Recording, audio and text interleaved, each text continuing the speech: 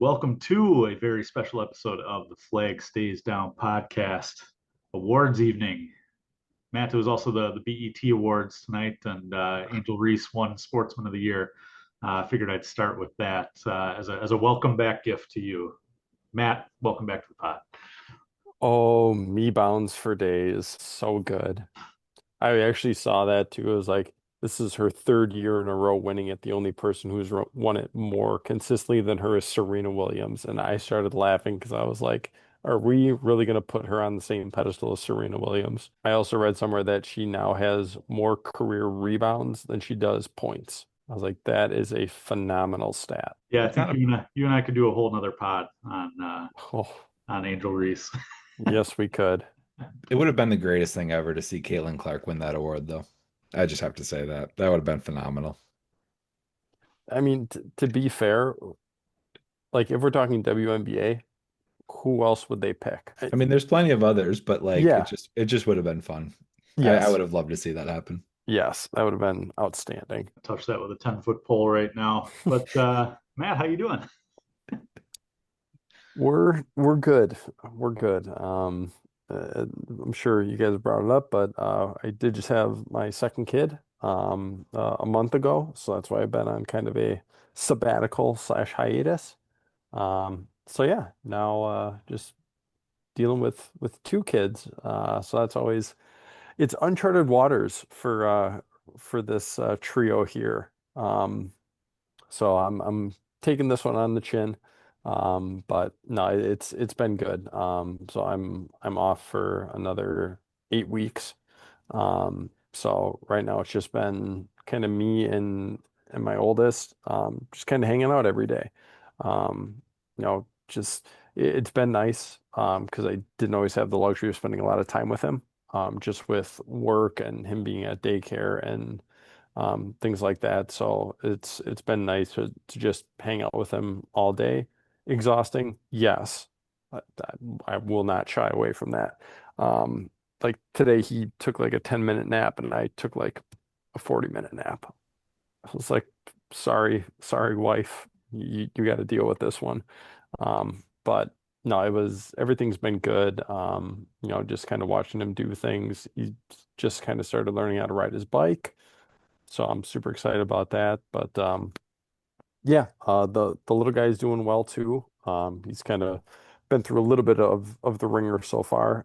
Had some oral stuff that needed to get corrected, so he kind of battled through that like a champ, and he's doing extremely well. So all things are good. Wife is good. Yeah, we're just kind of hanging out and thriving every single day. So it's been a little bit of a different change of pace for me, but all good. Happy to be back. Well, congrats, buddy. We are so excited for you. All of us are. And congrats to you and the wife. And congrats to having the number two join the ranks. So we're all super happy for you.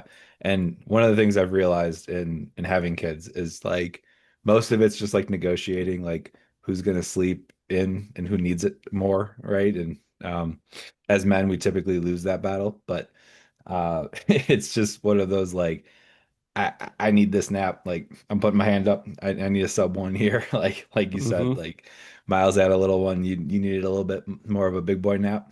Yeah, I feel that. And it doesn't always like you don't always like know when you need it, but like after like 4 or 5 days of it, you're like, oh, I need it. And this is Collins, this falls into old man chat. This falls into old white suburban white America chat, right? Like this is what happens when you have kids in your 30s, man. This is life. So, but happy for you, man. Yeah, yeah. I mean, you're spot on, and I mean, we're in a very interesting scenario because so obviously there's not a ton I can do with the little one right now, right? Like, yeah, I can hold him, I can burp him, whatever. I can't feed him. That's my wife's domain. So she's kind of taking the brunt of it. So she'll be in the room with him, and then Miles is getting a little bit better about sleeping through the night. However, I don't risk going into our room. So we've actually been sleeping in separate rooms. So my wife with Brooks and then myself with Miles. So I'm actually getting pretty good sleep throughout the day, which has been great. My wife has been doing her best and she's just trucking along like a champ. So all the credit in the world to her. But yeah, you're right. Some days like today, I mean, we woke up at a decent time, but I was just like, no. After running around with him for 2 hours, I'm like, no, I need a little bit longer. But no, I definitely get that. It's been interesting. That's the only thing I can really say about it. It's been interesting. It's been different, but we're trying to find that new normal right now. So all's good. Parker, how you doing? I'm great. I don't have much to add, but we had the in-laws in town and we went hiking. The headline for us was it was Enzo's first time in the hiking backpack. So I got to strap on the backpack with the seat for him, and he can hold his head up now, and so we can take him on hikes like that. So had a great time, but hiking at altitude with basically a 30-pound weight vest on you, definitely you feel that. So I hope this being my first one, it is my worst one, and I get better at it as the season goes on. But you're kind of like, whew, 6,300 feet plus a kiddo. You feel it. But yeah, had a great weekend. The in-laws were in town, so all's good here. Collins, how are you doing, man? Boy, if that's not a great analogy for parenthood, I don't know what is. Yeah, it's a weighted vest, man. Yep. No, all good here too. Real quick, wanted to give a couple shout outs. Number one, good friend of the pod, good friend of all of ours, Joe Mach is getting married this weekend. So congratulations in advance to him. Hope I don't jinx anything in the next couple days by saying that, but congrats to Joe. Number two, Aiden and I went to Ford Madison this weekend, where they lost derby match to Omaha, which with a Moises Caicedo from midfield goal by Omaha. But we had the St. Louis SC supporters and sitting in the flock. There's a good friendship between the flock and the St. Louligans. So I got to meet some really cool people. Got an invite to go down and sit with their group down there, and Aiden got a scarf from them, which they said was his contract for being an official member. So no more Sporting Kansas City for him, but no, just good people, good times. As always, support local soccer, even though this is a podcast about supporting international soccer. Good shit. But boys, end of season. Got a trophy. Got Champions League. And we got some more awards to give out. But first things first, we had some preseason predictions. We're going to see exactly how we lined up with those.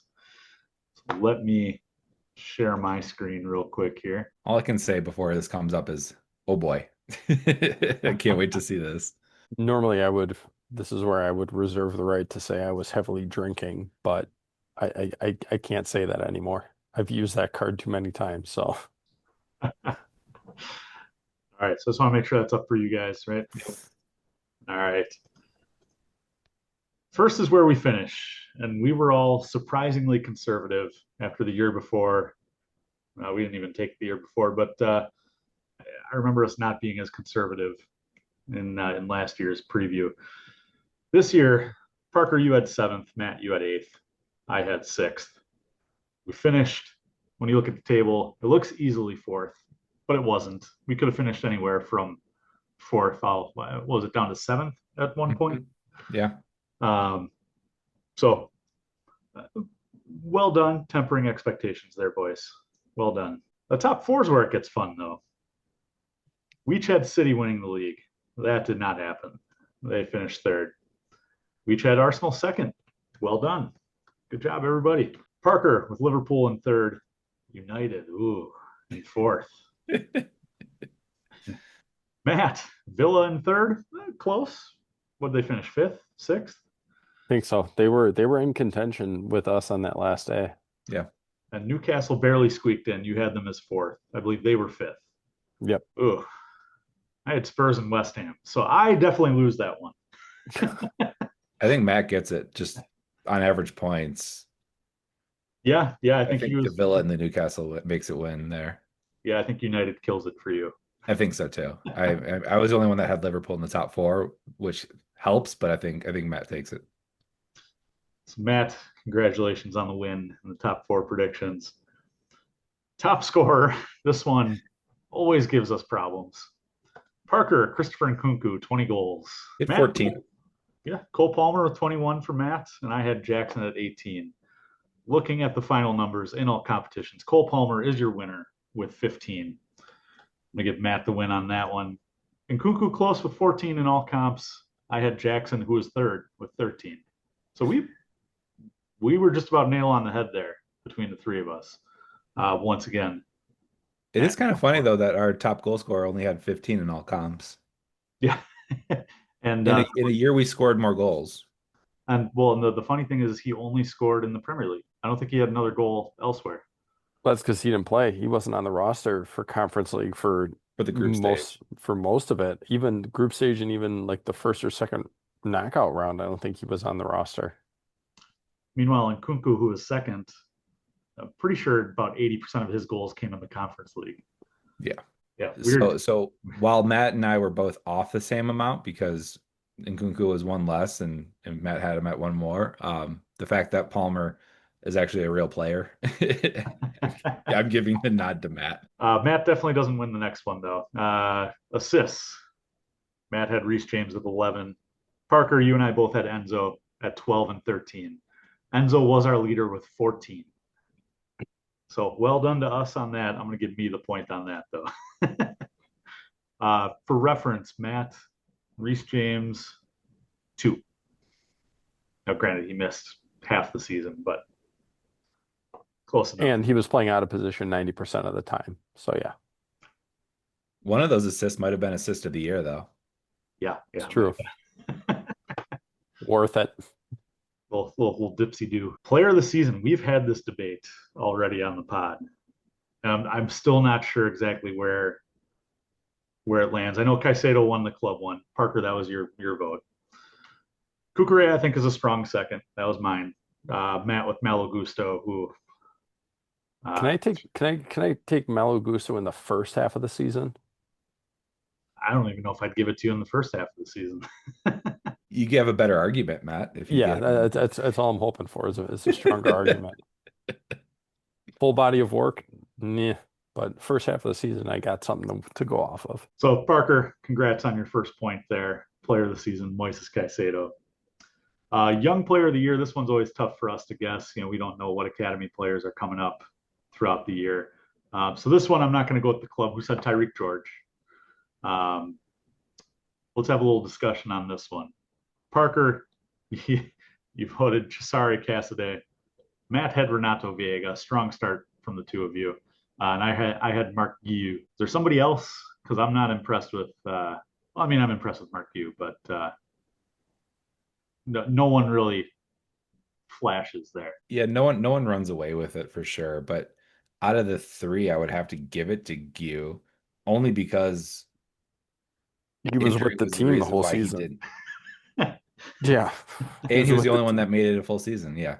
Like I would give it to Gyu just because he scored when he played. Like he did score in the Conference League and he made it a full season and then was hampered by injury. So if there was a better candidate, I would argue against Gyu, but there's not. Yeah, So outside of this three, I could come up with a different name that's not Tyreek George, who I would maybe throw out there. But just looking at the three that we have, I'm Who's your almost name? leaning towards a wash.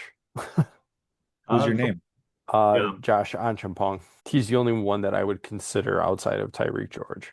yeah, and I think I would, at least in terms of our ruling, I would absolutely give that to you for young player of the season. I think that's a valid argument. But for sake of our predictions, where we don't know what academy players are coming through for the season, I don't know if I can give that one to you. I will say Mark Yu, though, 6 goals in 14 games this year. Granted, most all. Didn't he have 4 in one game? I think he had 3 against.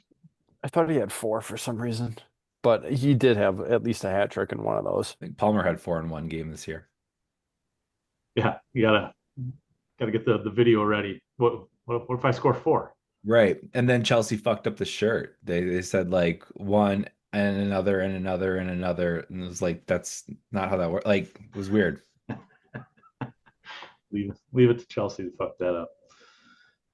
It's top newcomer of the year. Easy Loaded, one. loaded category. Um, you guys both had Pedro Neto. I had Kieran Dewsbury Hall. I think we got to give it to you guys, right? I think so. I thought you'd put up more of an argument, Collins, to be completely honest with you. Uh, A Collins guy gets no argument in this. Wow. I did look at his stats. He's got a goal contribution in 25% of his matches. I mean, it's better than Pedro Neto, but I like Pedro Neto. I'm gonna give that to you guys just for reference. Here here were your incoming transfers that you could have chosen from: Omari Kellyman, Tosin, which I think probably wins that, Mark Yu, KDH, Renato Vega, Caleb Wiley, Jorgensen, Ansel Mino, Pedro Neto, and João Felix. With Jadon Sancho? Oh, sorry, I forgot to look at loans. Yes, Jadon Sancho as well. So I'm going to give it to you guys, but would you consider someone else on that list looking back on it? Nope. I think Tosin was too shaky throughout the season. Fair, fair. I don't think Toshin should be a starter on this team. That's that's my take of him, where he was like an okay like plug player for us, but in like on a go forward basis, there's no way he should be an out and out starter for us. He's not good enough. Yeah, Whereas like Neto can fight for a starting position. okay. I can see that argument. And Tosin, I think like Robert Sanchez and some other players had a strong finish to the season. Matt, like you said, shaky the rest of the year. Absolutely. I think Pedro Neto probably gets that one. Man, to get the fuck out of here. This is always a fun one. Parker, you had KDH. Matt, you had Big Bob. I had Enzo Fernandez. Who is your man to get the fuck out of here? There's not a lot of players on this team, I think, that you can consistently hate through the year. Want to bet? Well, I know you're sticking with Robert Sanchez, the guy who kept 4 clean sheets in his last 5 matches. So it's funny you bring that up because I was scrolling through Facebook, whatever, and I saw something from like different publications about what's happening with who's the keeper from Milan that we're looking at. Mike Magnan. Yeah. Of like trying to get him and what's going to happen with Petrovic and Sanchez. And they're like, oh, well, people are saying that, are a little bit higher on Sanchez that he had a better season because he saved 9 points. I'm like, what about the 21 that he gave up? Like that doesn't like that's got to count for some. I don't care if you save 9 points. I don't care if you give up the other 21, right? That's the only reason why I bring it up because you mentioned it. So I just found it funny. For me, I still think it's Robert Sanchez. Parker, how about you? Yeah, it's a tough one. I haven't liked KDH. I didn't like the signing when it happened. He was less effective than Robert Sanchez. Like he did nothing for us. He didn't really contribute much. When I look down our roster, there's not many players that I say like get the fuck out of here. Benoit Badiashile comes to mind. He can get the fuck out. He's pretty much useless to me right now. KDH is pretty much useless, especially with like the midfield core that we have coming in. Like dudes like KDH are just gonna they need to go. Sanchez to me is still competing for the top spot. It's a very deep and competitive field. I don't like his game. That's well documented, but I saw improvement year over year. I thought he gave away more points last year than he did this year, or caused more dropped points last year than this year. It's not Enzo, I can tell you that much. No, no, it's not Enzo. I think if I had to go between the two, and it's tough because they're both Collins guys.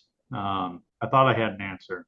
Now I don't. I think it's got to be Dewsbury Hall. He's got the smaller scope of work.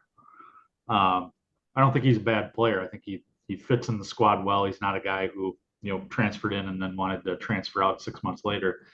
Um, did a fine job in the conference league, more than fine. He was probably one of the better players in the conference league. If I had to pick off the board, though, I got two for you guys. Mihajlo Mudryk. Thought about that. That was the start of the derail in the middle of the season. And Christo Nkunku. Mr. Stop Playing in December. I was about to bring up Misha, but I wanted to actually throw out the Ukrainian national team medical staff for that one. I think Nkunku's a fair shout on a clean board. Nkunku is a very fair shout as well because he just like almost refused to adapt to the team, and it felt like everyone else. I mean, look at what Noni Madueke did playing on the left. Like no one thought he could play on the left at all. Like this dude's left-footed. He comes in on his left. He shoots with his left. Can't do anything. And then he played 5 or 6 matches on the left side, cutting in on his right, and he made it work. Like, is Noni perfect? Absolutely not. Noni's got his problems, but I saw growth out of him. And from a dude like Nkunku, it felt like he was too stubborn to grow and change and adapt with this team that had moving pieces everywhere. I mean, Matt, you made the comment that Reece James played almost out of system the entire year.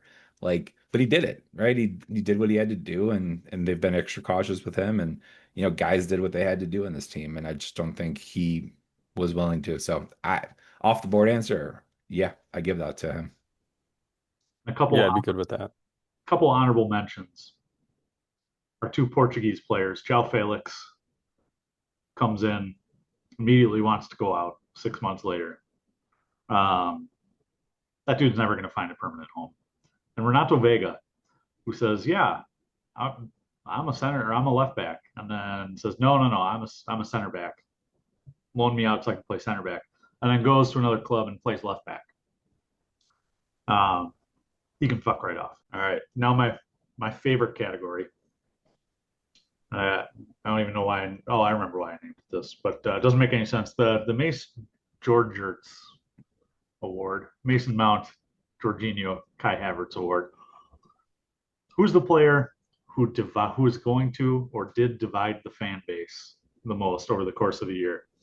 Parker, you said Enzo.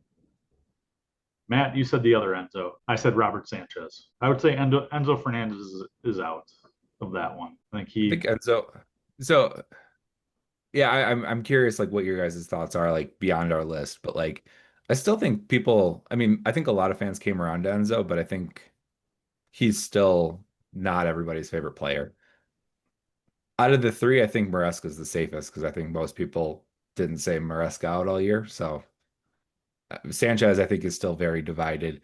And then you get into dudes like Robert Sanchez or Mudryk is still like super divided. I think Reece James kind of has people divided about whether they want him to stay or go. He's kind of a polarizing figure right now for the team. Jaden Sancho, I think gets an honorable mention there. The Mhm. amount of flip flops between people saying, "No, no, you don't need to make that move permanent," and then he scores in the final. Like, yes, why are we not doing this? Why are we not overpaying Matt? Um, it's yeah, no, he would top my list. But out of these three, who divided the fan base most? I think it's Maresca. There was a lot of push and pull in the fan base. Either you were with them or you were against them. There was no middle ground. For me, it's Yeah, Sanchez. and but I, so this is tough for me because we know my thoughts on Robert Sanchez. Um, but him, I don't think it's necessarily divided. Like I think it's more so people just want him out. Like I think everybody's in agreement that he is not good enough for this club. I think that's kind of a universal talking point. Maresca, on the other hand, and granted, it's not a player, and I think it is a lot easier to look at a new manager coming into this, but I think the ups and downs that he had, and I think the way that he kind of right away exiled players. For me, and personal favorite, Benny Chills comes to mind. There were times when we needed a left back, and Vega, I don't think was it, and he was playing more of a mid. I think Chills could have easily played that inverted wingback position. Not as good as Cucurella did, but I think he definitely could have done well. Um, but just I think the way that some of the things were handled, um, kind of rubbed me the wrong way. And then again, we start off on this amazing start to the season, and then we hit this month and a half, 2 month kind of downslide of like, what are we doing? We're playing all these different people out of position. Like, what's going on? We're playing two right backs at the same time, our only two right backs at the same time.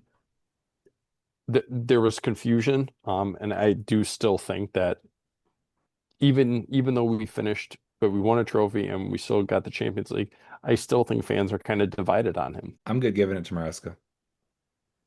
All right, let's sweep that then with Maresca. So, Parker, 3 points from your predictions.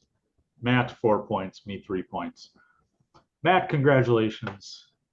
You are the Nostradamus of the crew. Make sure to check back in August when we do our preseason predictions for this upcoming season, which should be a doozy with the Champions League. Now we got that out of the way. Hey, can you go back? I actually wanna look at that last one. Biggest story, because this one's blank. I'm kind of curious as to what everybody's thoughts are on it. Like what we think the actual biggest story of the year was?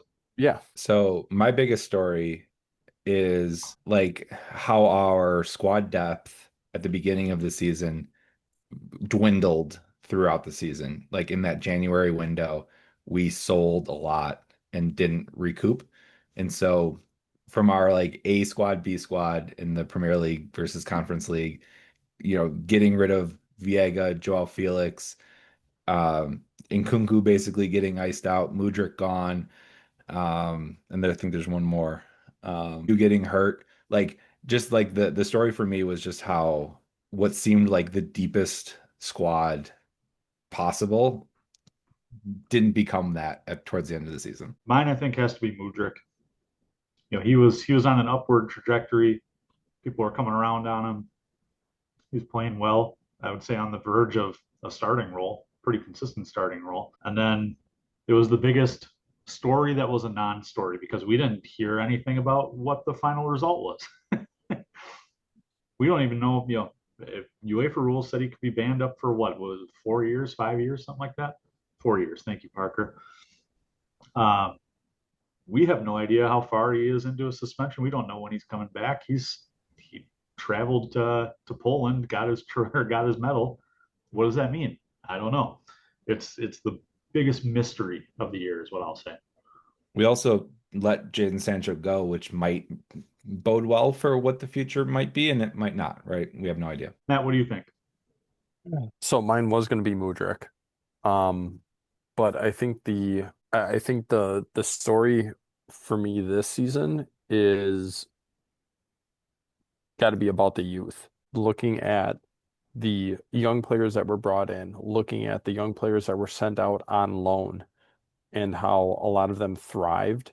And we're looking at bringing some names back, for the Club World Cup and even for, all the summer tours.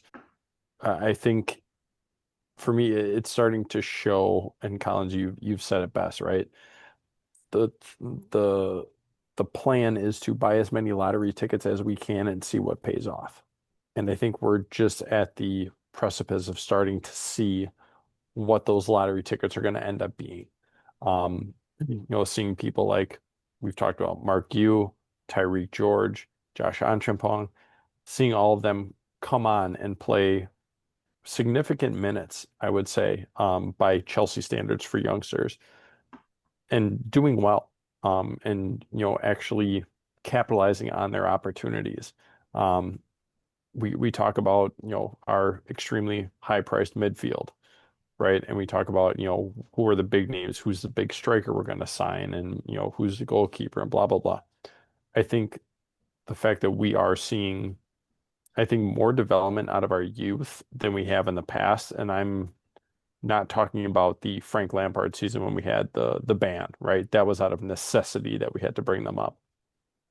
But you start looking at players that we brought in, people coming through the youth academy, they're getting a chance and they're showing that they can hang. And I think that's something that goes very overlooked when we talk about Chelsea Football Club, because obviously we have a strong financial backing and we're not afraid to, kind of throw that out there. But to make sure that our academy is also thriving and we're seeing the end product of that, or at least the start of it, I think is something that's definitely overlooked. And a rare positive story out of Chelsea. You'll never see that written in any media. But yeah, I agree. That's That's a nice one there. Um, I do want to give honorable mention though to Poch being the first U.S. manager to lose 3 matches in a row since Jurgen Klinsmann. By the I way, mean, all of the European winners this year were also former Poch clubs. That's interesting. I don't know who ever liked Potch. I mean, I can't stand the guy, and I can't imagine anyone like championing him at all for any reason. you can take the man out of Spurs, but you can't take the Spurs out of the man. As long as we do this pod, I will give Poch shit. All right, boys, to the main event. Our awards for the year. I only sent you guys this list, and we do the same ones every year, so you know vaguely what they are. But I only sent you guys this list maybe 30 minutes ago, so this is all off the cuff. Got player of the year, defensive player of the year, offensive player of the year, young player of the year, goal of the season, celebration of the season, best game, best transfer, worst transfer. Get the fuck out of here, which we kind of already addressed. Best take and worst take, which are two of my favorite categories. We'll start with the player of the season. We already touched on this one a little bit that Caicedo won it for the club, and I think it definitely gets some love on this pod here. But I could see where there's room for variation. Where are you guys going for Chelsea player of the season? Matt, what says you? It's hard to argue against Caicedo. It's very difficult to do. Yes, Palmer is obviously a top choice because he's got all the stats to back it and everything like that. But Caicedo is your guy. If it was like value player of this season, it would be Cole Palmer for me, but it's Caicedo. I think he's the first name on the team list. Simple. There's part of me that wants to go with you guys because he had an outstanding season. We've called him, or at least I've called him, an N'Golo Kante-esque on several occasions. There's some good runner-ups. Marc Cucurella, always going to be a favorite of mine, led that defense. I mean, the amount of guys that are in his pocket at the moment is astounding. And then there's also single Enzo Fernandez. I miss that guy. Horny Enzo. No, I'll go Caicedo though. That's a clean sweep, and I think that's last year we had 3 different answers. So nice and easy on that one. Well done, boys. Defensive player of the season though. A season where we had kind of an up and down defense, definitely strong at the end. Who's your best defensive player this year? Start off, Collins. Cucurella. I don't even need to explain it. Yeah, I want like in my heart, I want to give it to Levi Colwell, but he's not there yet. Like I think Levi Colwell has the ability to be there in the future of being, and I'm not a John Terry-esque player, a staple of the club for years to come, like a young defender that takes the captaincy and runs with it for years to come. He's not there yet. Cucurella had a phenomenal season, so give it to him. Yeah, I'll go a little bit off the board on this one. I'll take Trev. You talk about what he went through this season of getting loaned out, coming back, and being inserted into the starting lineup 3 days after he was recalled and putting on a banger of a performance. And he did that consistently. He was solid in a very shaky defense. And that's asking a lot of somebody who, the new manager had basically said, yeah, we don't need you anymore. Go somewhere else. And then all of a sudden we end up with injuries and we're like, wait, we actually need you back. And as professional as you can be, you come out and you do what you do and you help solidify and bring what I thought was a calming presence to that defense that, we've talked about having their ups and downs this season. Cucurella, end to end, yes. But I think given the circumstances, Trev deserves a shout for what he did in this campaign. Solid shout. If you double that half a season, absolutely. And he was on my short list, but yeah, it's the half season that did it for me. But I totally understand the argument there. Turning to the offensive player of the season. Parker, we'll start with you on this one. Where are you going? Yeah, in a season where without injuries, it could have been Nico Jackson. And in a season without a doping suspension, it could have been Mikhail Mudryk. I think Cole Palmer runs away with this one, though. I mean, he led in all offensive categories. I'm not Matt, by the way. That's Oh, thank you. Often confused though. often confused. There is one very famous picture, Matt. I don't know if you remember Yes, I do. Yes, that. I do. And when once upon a time we used to tell people that we were twins. That's a different story for a way different day, though. But I think Cole Palmer runs away with it. He led offensive categories, and I think the Conference League final was just the moment where you got to see like Cole Palmer going into beast mode, Cole Palmer shifting forward in his FIFA chair and deciding to take the game to it and just really kind of ball out. So Collins, who you got? I'm going a little bit out of left field here. Guy who scored some clutch goals for us. 7 goals, 5 assists out of the left back position. Kukurea. Mark Cucurella. Eat some paella, drink some Estrella. He's got really fucking long hair. Absolutely your offensive player of the year. That's a Matt pick right there. We'll call that the Benny Chill special. So I'm obviously for me it would be Palmer. The only other person who I would maybe consider would be Pedro Neto. The the way that he was able to take people one on one, the crosses, he has a dangerous cross into the box. He was putting stuff on platters for people. And obviously, I love work rate. The dude busted his ass every single match. I want to give a shout out to Pedro Neto, but stats wise, it's got to be Palmer. Boy, I'm just gonna say this before we jump to the next. In a season where Collins' guy Nico Jackson has 15 goal contributions in the Premier League, 10 goals, 5 assists in the Premier League, and not a peep out of him. Oh, how quickly he shifts. Well, I don't want to give a He shout has out to been Nico. he has been dropped from the Collins guys team. No. He's just coming off the bench now. Is that before or after the red card? We'll see when he comes back from suspension. I'm surprised that Enzo Fernandez did not get a shout. 22 goal contributions, only behind Cole Palmer. 8 goals, 14 assists over Is the that year. all comp? All comps. Yep.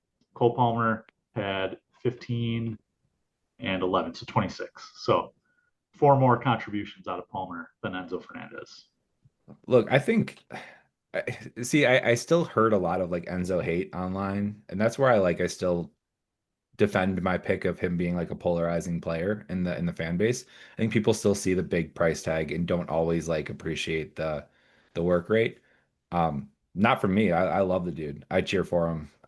Not because my son is named, the same name, but it's just he's been one of my favorite players since the day we signed him, and I think he's great.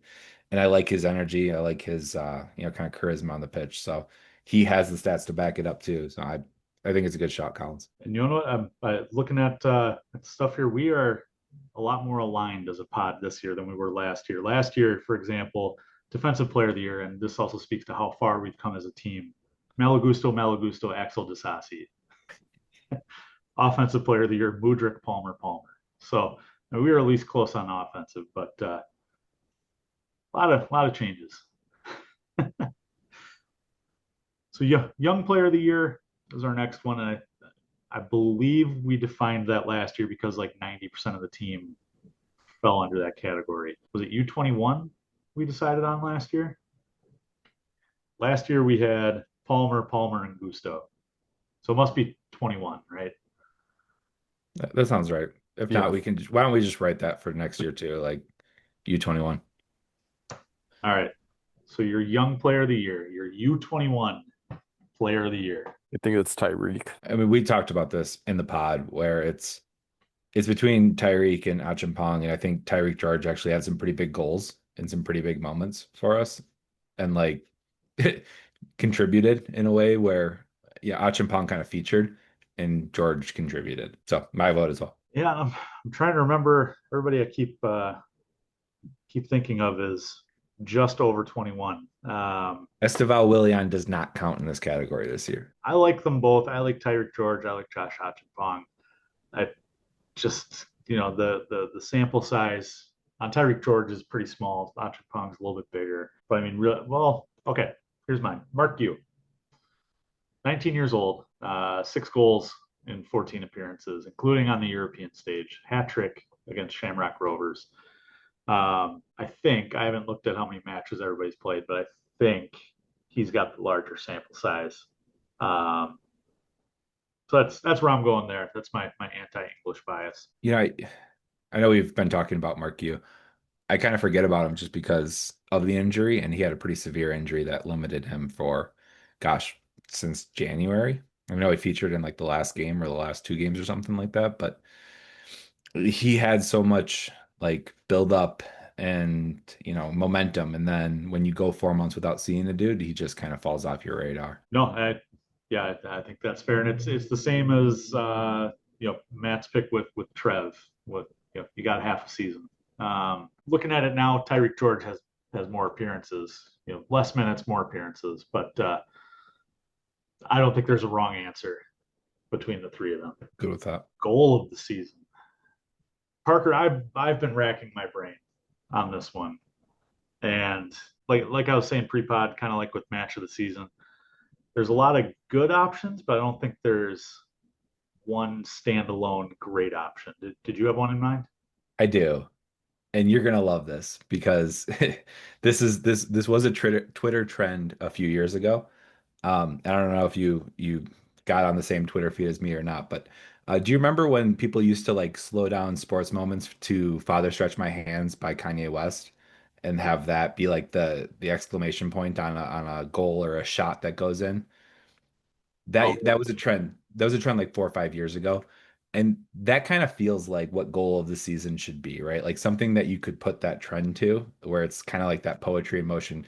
I don't know if you saw Connor McDavid's goal or assist, excuse me, in game 2 of the finals. He makes 4 people miss and then sets up his player and puts it on a platter. Kind of those kind of moments. And to me, there's only one moment, and it's a really important moment for us as a team, and it's Reece James, that pivot spin move against Manchester United, puts that ball on a plate to Mark Cucurella in a 1-0 game against United. I think that goal came, I'm looking this up right now. That goal came in the 71st minute. So we're 70 minutes drawn with United, who's sitting in 15th, 16th place or whatever it is, and we have to win that game. There's no way around that. We have to win that game to be in contention for Champions League spots. We had just lost to Newcastle, so that game is out. It's United and then it's Forest, and we got to beat United. And Reece James puts his captain pants on. That spin move is gorgeous, and I said it earlier, like could have been assist of the year, right? And he puts that ball on a plate to Cucurella. It's a massive moment for our team. So was it the best like physical goal scored? Probably not, but like goal with assist moment, with the importance put on it when it was and how it all happened, that to me was the winner. yeah, and I think that's an important part of it, right? Is the context of the goal itself, and it was a testing couple of weeks mentally. I can't imagine what the players were like, but I know we were all on edge here. So yeah, definitely a very important goal. Got to give you that one. Looking back at last year, I don't even remember. Oh, I remember the Palmer El Nino-esque goal. I think We the had Mudryk Enzo one against was when he Villa. ran through Arsenal, like when he Oh yes, dribbled through everybody. that's right. That's right. Which again, in context, Arsenal wanted Mudryk. We came in and swooped in. He gets all the hate from. Yeah, I think that plays a lot in it. And so I had it narrowed down to two. And with the caveat of you got to look at the context, I'm going to have to eliminate probably my favorite goal. And I love a good defender goal. Was Tosin's wonder strike in the FA Cup. First round we were in it. And God, I think we won that game like 4 or 5-0. So his goal really didn't matter a whole ton, but it was Rudy-esque. Mm-hmm. Remember that. So I gotta cut that one. I'm gonna let recency bias and context get me here. The Enzo Fernandez in the Conference League final. His goal to draw level after a shitty first half turns that match around, and Yeah, Cole Palmer, of course, started it. Cole Palmer's setup on the second one was probably the better, but in terms of the goal itself, um, I'm going to Enzo against Betis. Matt, I think, had to step away on dad duty, so we will get We'll back go to back to him. yep. We'll circle back. Selly of the year, I think, is going to be unanimous. I would hope so. Mine is very much related to what I just said. Yeah, that moment between Enzo and Reece James, it and what's funny, like, so when you go backwards a year, we had a couple like big moments where the guys were kind of figuring things out and they were celebrating in the crowd and Nico Jackson ran in and Axel Lasasi like crowd surfing and all that stuff, right? So we had a couple of those, but I think as this team matures, you're going to see less of that because we're going to have like less surprising big moments. But that moment right there, I was telling people about that moment when I was in Nashville. So I was in Nashville for work last week, and there's a bunch of Brits that come into town, and they know I love soccer, so they just come to me and they want to talk about it, right? And so I'm telling people all my takes and everything, and one of which, at 2 in the morning at a bar in Nashville, I'm telling people like, Did you see when they headbutted and they're just being bros and they slap each other in the face? Like, it's everything, man. It's everything. Well, and as much as I loved Disasi crowd surfing last year, that's oh my gosh, that's an all timer for me. Or any Antonio Rudiger crazy celebration, of course, is up there as well. Yeah, the just crazy faces. Um, Deuce face against Jamaica, one of my favorites. But it has to be Enzo Fernandez. What did the five fingers say to the face against Reece James? And then the headbutt. Like you said, it's two bros being bros. It's you can see that they're fired up. Something that we have seen on and off from Chelsea over the last couple of years is emotion. So it was good to see that, and just I consider it a little bit of leadership. I know we talked a little bit about that last week on the pod, but it was good to see the two captains, firing each other up, celebrating together. Um, I've watched that video now. Even now, I've watched it this week, a couple dozen times. Um, it's one of my favorite celebrations. One thing that Enzo doesn't get a lot of credit for is, people talked about the language barrier being the reason that Enzo Fernandez wasn't the captain of the team when Reece James was out last year and years prior. And Enzo captained this team a good amount this year. So it really was like I don't think we had a named vice captain this year. Correct me if I'm wrong, but like Reece James was our named captain, and then like Chills was our vice captain. I don't think he was anymore just due to circumstance. So Enzo sort of became our vice captain, and I think it was the meeting of two captains in that moment. Outstanding moments. Matt, we went a little bit ahead without you here. Understand you got other pressing issues, um, but we want to get your take on goal of the season and the celebration of the season. Goal of the season, Parker had Reece James setting up Marc Cucurella against Manchester United. I had Enzo's game tying goal against Betis. What do you got? Uh, I would probably say Palmer's against Everton where he nutmegged. Was it Branthwaite? He nutmegged somebody just ridiculously, and then just put home an absolute banger. That's a very solid choice. One that I had forgotten about until you said nutmeg. It's like, oh yes, I know where he's going with that one. No, solid choice there. And Parker and I are both in agreement on celebration of the year, and that's Enzo Fernandez slapping Reece James, and then those two headbutting. Do you have a favorite celebration from this year? Yes, and I think you're both wrong. Ooh, okay. What do you got? The cuckoo penguin. No, that's solid too. And Mark Cucurella is on my list quite a bit here, so I got to give you credit for that one. All right, well, boys, we are turning now from the best celebration to the game of the year. What was the best match that Chelsea played in this season? All right, you want to kick us off? I don't remember most of the season, so I'll kick us off if I'll give you a little time to yeah, please do. because this one I've actually been thinking about for a couple weeks now. And well, yes, the Conference League Final was great. Beating Forest on the final day to secure was great. The late winner against United, of course, great. A lot of recency bias there. But one of my favorite matches to watch, and I've talked about on this pod how much I enjoyed watching the Conference League this year, that it was just fun. It was fun to watch. There's a lot of camaraderie between the clubs, which was weird. A lot of weird places to travel, a lot of young players that we got to see for the first or second time. It's the match in December where we sent the B squad to Kazakhstan, playing in negative weather. And gosh, I think the average age of that team was like 19.2 years old or something like that. They came away in a very gritty 3-1 win over Astana. Certainly I don't expect mine to win this category at all, but it was one of the more memorable games for me. The one I want to put is also a conference league match in there. It's not my pick, it's my runner up. But it's kind of the friends you made along the way kind of a match with FC Noah. Yes.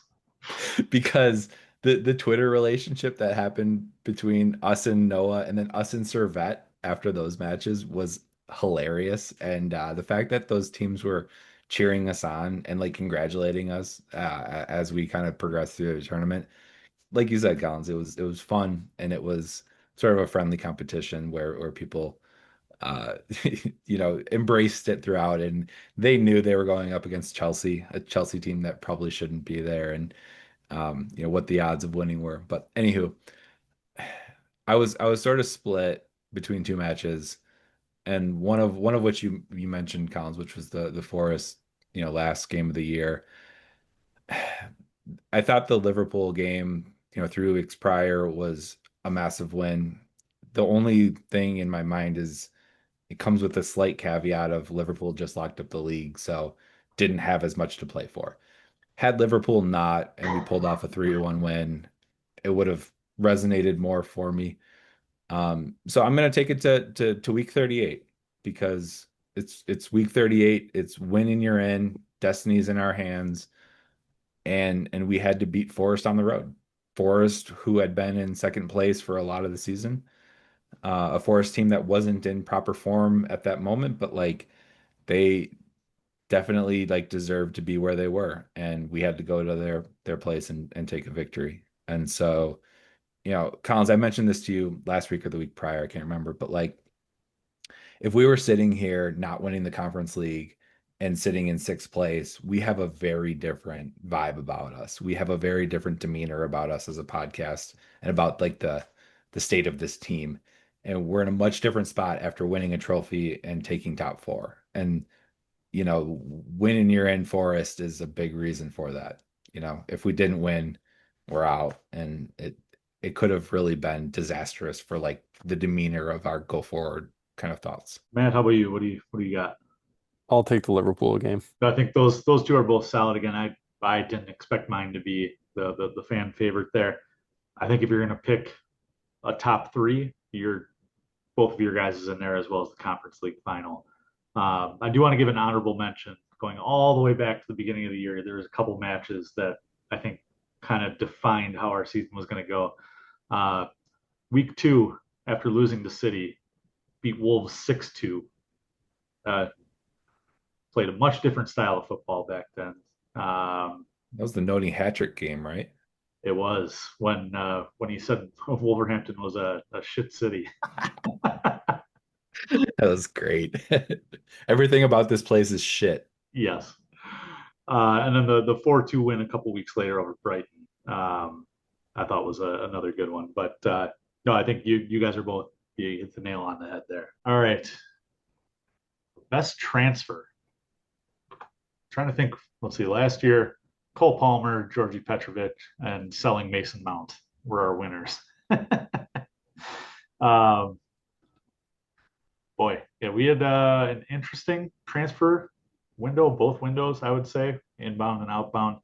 Um, what's your best transfer? What's your best bit of business that we did? I've got a weird take on this one, but I think even though we didn't keep him, I think Jadon Sancho was probably our best bit of business. And it didn't look like it at first, but because Mudryk got suspended, I think he was very necessary. And we got him, Manchester United covered a lot of his salary, and then we only paid 5 million for him. And some of that was offset with the Mason Mount deal. We got some kickback from the Mason Mount. So like net to United, we only paid like 1.5 million for him, which I know aren't related exactly, but it still makes me laugh. I think that was good business. So the other one for me, I'm going to say Raz on loan. And that kind of ties into yours, Parker, of we get rid of Raz. We have the thing with Mudryk. We sign Neto. And then who else is playing on the left? Nobody, realistically. So then you have Jadon Sancho. But I think getting Raz off the books, even for a season or partially off the books for a season, I think that was huge because he was, I think, our highest earner at 325 or 350. I think that's massive. Just to get him somewhere. And if I remember, he really didn't play a whole heck of a lot this season. It was bad. So I think ultimately the loan, and we're gonna look to sell him this summer. So I think that's good business on our part to not pay that ridiculous wage for a full year. At least have somebody take half of it. I like both of those. I actually thought about both of those. Jadon Sancho certainly played a part. Um, it helps that we got Manchester United to pay a lot of his salary. Raz to Arsenal, you're getting a real piece of shit out of the locker room and over to a rival. And I started looking at outbounds, and I was like, "Ooh, there's a good one there." Finally, getting Romelu Lukaku off the books was an honorable mention for me.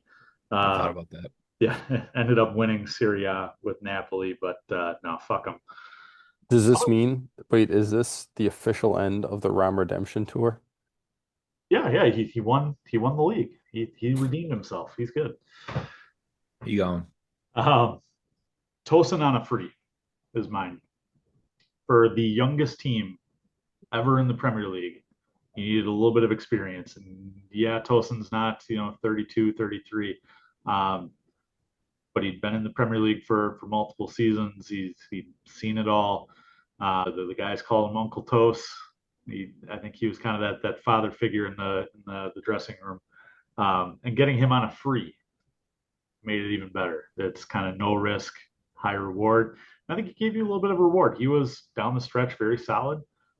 Played a key role in winning the Conference League. Always good with a center back coming in on a free. I love that shot, by the way. Um, Good pickup. I think like an honorable mention that we'll talk about in a few years might be like Renato Viega because he's had some success with Portugal this year too. And for a dude that we paid 14 million for, we might turn around and sell him for 30 and he didn't really even do anything with us, which might be kind of funny. Love that. Love that shout. Well, speaking of your biggest transfer flop, What do you got, Collins? I got to go João Felix. He played well at times in the first half of the year, but just like Christopher Nkunku, it was very clear that he wanted to go, that he was not happy here. We've got him on a multi-year deal. I don't know where the hell he's going next, but it's certainly not going to be here. AC Milan don't want him. Barcelona don't want him. Atletico Madrid don't want him. Yeah, no, it's João Felix. Parks, who you got? Felix for me too. And you can check the tapes. I hated this move when it happened. I thought it was very, very, very dumb. Did not want it. And we got him, and he went out later that year. I thought it was a very stupid move. So I'm gonna go after another Collins guy here. Oh A God, former Collins guy, but this is a good thing. The Axel Disasi loan. I would have rather we gotten rid of Benoit and kept Axel because I think Axel, like if you look back to last season, he was the stalwart of our defense. He was your guy. He was very solid back there. He was also your energy guy. Like he was your big boy back there. And he was had a very good, consistent season. Benoit was so up and down. He was injured even this year. I didn't understand keeping Benoit over Disasi and why Disasi was froze out so early. I did not like that move. And as a result, we ended up having to call back Trev, which obviously we know my thoughts on that as well. But I think the Disasi loan was a mistake, and we should have looked to get rid of Benoit instead. Yeah, fair shout there. Man, to get the fuck out of here. We've kind of already addressed in Kunku's mind. Who'd you guys have? Are we talking just like based on performance of last year? Yeah, I mean, mine's just kind of overall vibe of the year. And Matt, I know how much you love vibes, but that's where I took mine. He scored goals, he played, but you can tell he wanted to be out. And after a while, he played like he wanted to be out. So he's out. He's get the fuck out. All right, can you write me down in Gungu because that's what that fits, but for sake of like bringing up a different player that's slightly more controversial, I think no. You can write in Kunku down. But the player I think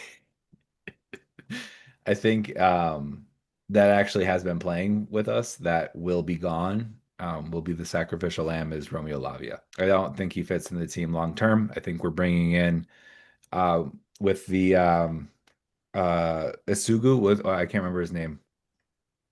Daniel Asugu, Dario Isugu or Dario, something. Daniel, something with a D. I think Isugu takes his spot long term, and I don't find Parker Lavia nice.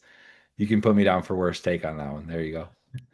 I think he takes his spot long term, and so Nkunku I think is gone, and I think he will be gone. But I think a guy that might kind of miss the boat, um, sort of that like Ruben Loftus-Cheek or player that just is like excess and gets kind of squeezed is going to be Lavia. Matt, how about you? My go-to pick is Robert Sanchez. And that's fair. We've Yeah, spent that's my go-to pick. But there is somebody else who I would who I would like to see gone. Um, and whew, this is gonna hurt me to say it. Reese, if you are not playing him at right back, what are you doing with him? And I think the injury history, like we can't keep running him for half seasons. At that point, it's not worth it. That's got to be somebody else's problem. And to consistently hear the stories and everything in the news, oh, Reece James out again, Reece James injured again. We're on season 3 of this right now. At some point, it's got to come to an end. I hope I'm wrong about this, but that's where I'm at. man. Okay. I'm gonna put you down. We'll revisit that in about a year. See where that That was. well, to be fair, that was also one of my takes for the start of the season is that if Reece James continues to be injured, or I think it was one of my hot takes, that we'd end up selling Reece James in January. All right, boys. My favorite categories of the year to wrap up here. Best and worst take. This is a little bit of a self-serving category. Who had the best take and what was it? I know it sounds pessimistic. I don't remember any best takes. Does anyone have anything that they want to nominate as a best take? Because I'm willing to listen to options here. The only one I can think of was Parker, you being down on João Felix when that deal was made. You were very vocal about that one. But I'm right there with you. I've struggled with this one all day. I we didn't have any, like, oh wow, holy cow, how did you know that? How did you know that was going to happen? Kind of a thing. Um, Weird, kind of straightforward year without being weird and straightforward. So I think that's where I got to go with that. The only one that comes to mind as being at least right would be, I think, Parker, you and I were a lot higher on Pedro Neto than I think Collins was when that signing came through. We were, and then I was down. You were much higher And consistently throughout. I stuck it out. You did, because I was hot cold on Pedro Neto. I was a little bit more with the wind with him. Collins, I'm gonna give you the best take. No, no, I'll give you best take on just the optimism of the team, because throughout the season you believed more about where we would finish than I did. And you were more consistent about where you were with the team and less high low, like the sky is falling and everything's wonderful. So the fact that we ended up in fourth, which was better than all four of our or all three of our predictions, I think that you deserve some credit for your optimism take. And I wish it wasn't best take because that was probably one of my favorite moments of the podcast this year is when you and I flipped identities for about 3 months. Except I wasn't Maresca out. I didn't blame it on the manager. Fair. We flipped identities, but it wasn't as much blame on the manager as more pissed off at how we were playing. All right. My favorite category, the worst take of the year. Any takers here? I'll go with the low-hanging fruit with Kieran Dewsbury Hall, Thiago Silva-esque. They're different positions too. Like, what the fuck are you talking I about? called him the Thiago Silva of the midfield. which is fair if he was Caicedo, but he wasn't. I miss Thiago Silva. I'm just gonna say that out loud. I miss Thiago Silva. Best take of the year, right there. He was great, Matt, you got one? Probably something I said. I can't pinpoint it, but it's probably something I said. but not related to Sanchez. Anything Mets Sanchez takes are fine. Everything else is Yeah. is up for question. Yeah, everything else is very, very controversial slash highly inaccurate. Matt commentating on matches the first half of the season without watching the match. Mine, I can't remember which one of you said this because you guys are twins, but it might have been both of you actually. That Conor Gallagher starts in this midfield. Why the hell? I mean, the why the hell would you get rid of him? That's a whole nother comment. But one of you said he absolutely starts in this midfield over Enzo Fernandez. Dead wrong. He does not fit. Who was this? One of us, Who, probably me. no, who said that? Who started over Enzo? Conor Gallagher. Probably me. Sounds like something I would say. That was my thought, but I remember Parker being very mad about Joao Felix. I was mad about Joao Felix because I feel like the only reason we signed him was because of the Conor Gallagher deal. And I felt like I would have rather had Conor Gallagher than Joao Felix in this team. That does sound like more of a you take. That's what I remember the take being for me, because the deal didn't make sense to sign Joao Felix, and it felt like some like shady like backroom money laundering deal of like, oh, you pay this for him and I'll pay this for him. Like, oh, cool, we can rebalance the books this way.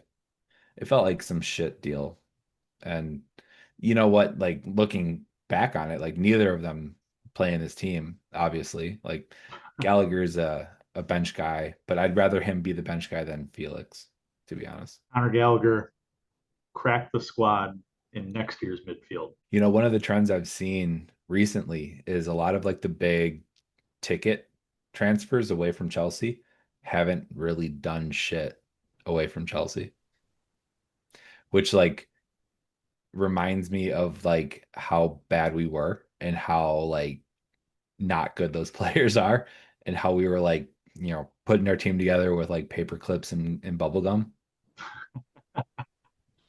That's fair. Especially we've talked about this before. Some of the academy guys where we're hyping them up and then they go somewhere else and that's the end of their career.